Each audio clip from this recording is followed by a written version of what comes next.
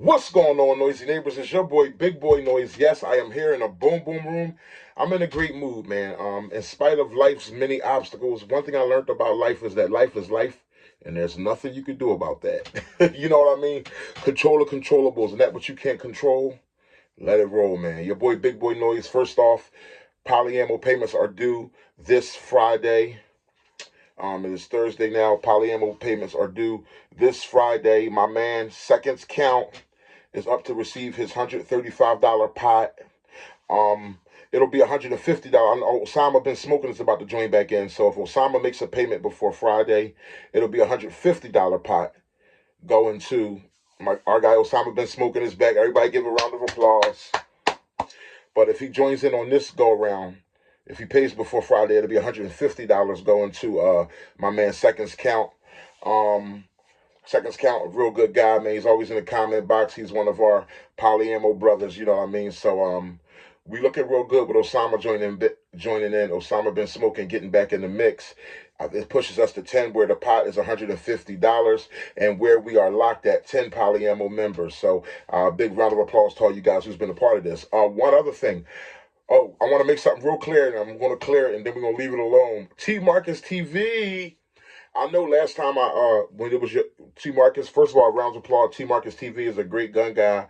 He's also a polyammo brother. It was his turn last time, and T Marcus, I've been telling people my Cash App is retarded, so you have to request the money from me, and then I give it to you. Well, T Marcus did as he was told to request the money from me, and I got him the money. But I told you to request 135 when I should have just told you to request 120, because you didn't at that time. You didn't pay your $15 just yet, so you were supposed to just request 120 and keep your 15. Since it was your turn to receive the pot, you just kept your 15 and received the 120.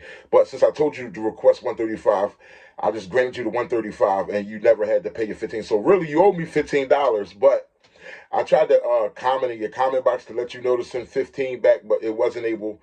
You know what I mean? I can see you wasn't on your YouTube page for a minute or whatever. So we're going to sweep that under the rug. Don't worry about that $15.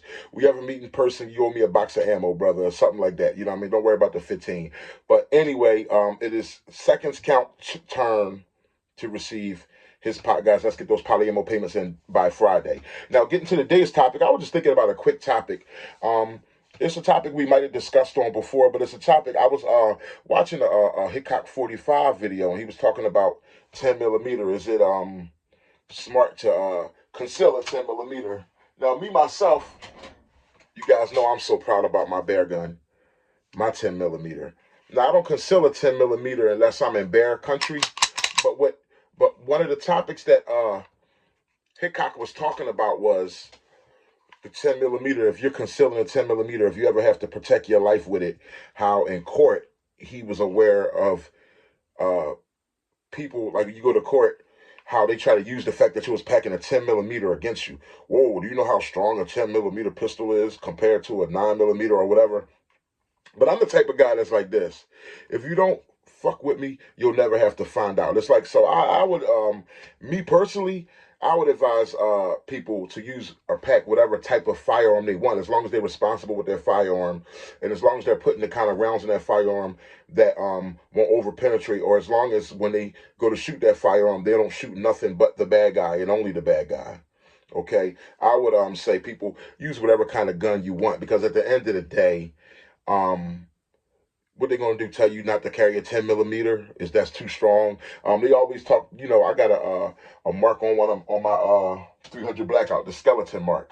You know what I mean? And you know, for a time, everybody's like, oh, but in court you have to defend it. I'm not defending Jack SHIT in court. I don't care if I put a bloody bullet on a bullet logo on a gun with blood dripping off of it. Listen, at the end of the day, if you don't put me in a situation where I have to defend my life, us innocent, and I'm speaking for all my noisy neighbors, innocent civilians are not put in a situation where they have to defend their lives. You'll never have to find out what kind of caliber they're carrying, or you'll never have to find out what kind of markings or whatever sayings or whatever designs they have on their firearm.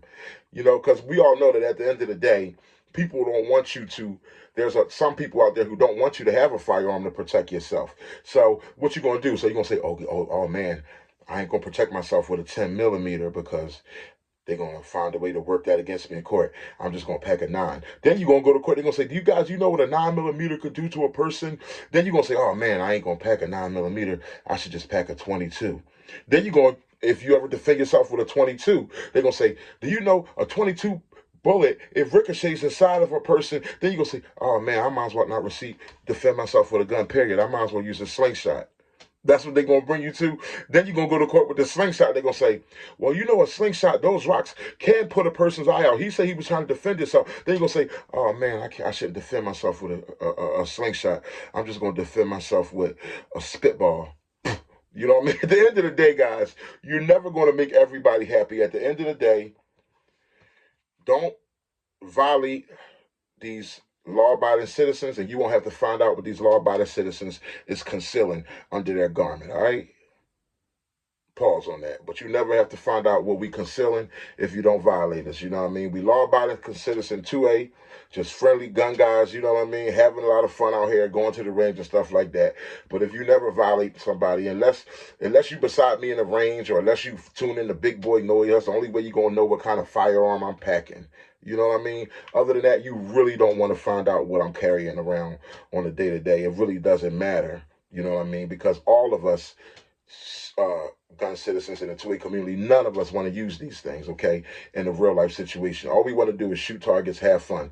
Some of us are hunters, some just collectors for the artwork of the firearms and stuff like that. So my response to Hickok's video is, yes, I say feel free to pack a 10mm, but mine is a full size, so I don't pack a 10mm. Only time I'm packing a 10mm is when I'm in bear country, and I'm often in bear country. Y'all know I'm crazy enough to go to certain gun ranges where there's black bear.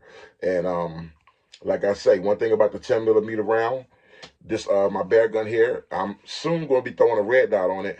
Man, my car got some issues going on, so it'll probably be a little later than I thought it was going to be. It looked like I'm going to need an alternator. That's a couple $100 job. That's a whole nother story. Like I said, life is going to be life no matter what. You know what I mean? So, but I'm going to be throwing a red dot on here soon.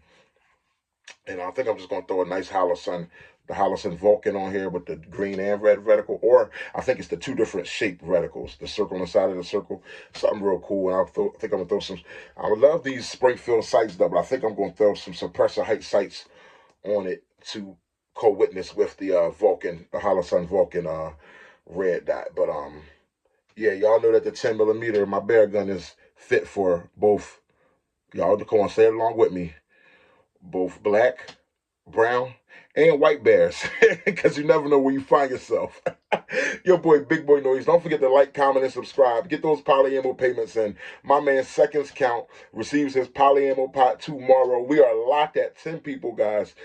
Seconds Count receives $135 unless Osama Bin Smoking makes that payment. So if you receive 150, that lets you know that it's now 10 of us, Seconds Count. But I thank you, man, for joining the Poly Ammo. Thank you to all you guys for being a part of my Poly Ammo brothers, guys. All we are is a bunch of guys who put $15 in a pot every 2 weeks at money sign Big Boys Noise on Cash App. That's money sign Big Boys Noise on Cash App. And hey, Seconds Count, Saturday morning or Friday night at 12 midnight. And that's another thing that I think might be sometime throwing off T Marcus. I think the time zone sometimes throws you off too, brother. I know you're down in Texas. I think we got a little time zone thing going on. But Seconds Count, I'm talking to you, brother. If you see this, and to all of you brothers, when it's your turn to receive your poly ammo, you got to request it from me. For whatever reason, my Cash App is retarded. It doesn't let me pay people. They have to request the amount, but then it lets me to pay you. It's stupid. But yeah, request 135. Seconds Count, request 135, brother, and you will receive it, man. We thank you for being a part of us. Your boy, until next time, Big Boy Noise. And y'all pack what you want to pack, you know what I mean? It's like that song Bobby Brown said, it's my prerogative, boom, boom, boom. I can do what I want to do. It's my prerogative, do, do, do. No one can tell me what to do. You know what I mean?